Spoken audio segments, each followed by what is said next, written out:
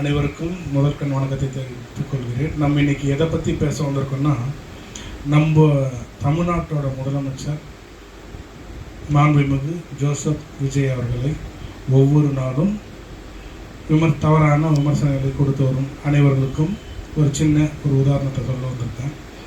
முதல் உதாரணம் யாருக்குன்னா, உயர் திரு உதயாநிதி அவர்களுக்கு ஒரு உதாரணம்.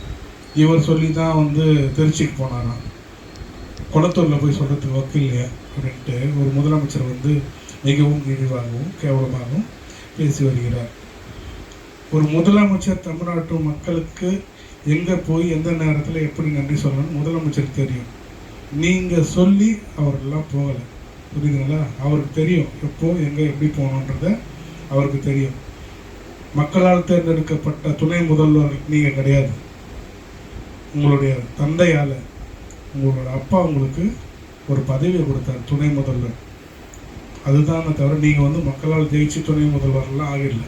ஷோபா போதும். நீங்கள் எங்கன்னா போன எங்கே போகிறீங்க? சைக்கிளில் போகிறீங்களா, இல்லை ஒரு வேளை பாய் எடுத்துன்னு போகிறீங்களான்னு எனக்கு தெரியல. ஒரு முதலமைச்சர் எங்கே போனாலும் ஷோபா போகுதுன்னா, முதலமைச்சர் போய் எங்கே உட்காருவார் அதை சிந்திக்கணும்ல. நீங்கள் தவறான விஷயத்தெல்லாம் பொதுமக்களுக்கு விமர்சிக்கிறீங்க. அந்த மாதிரியெல்லாம் நம்ம விமர்சிக்கும் போது மக்கள் இந்த ஆட்சியை ஏற்றுக்க மாட்டாங்க அப்படின்ற ஒரு தவறான எண்ணங்கள்லாம் நீங்கள் விதைக்கிறதெல்லாம் மக்களுக்கே தெரியும்.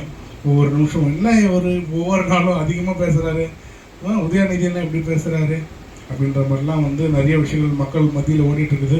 அது மக்களுக்கே தெரியும் எல்லாமே.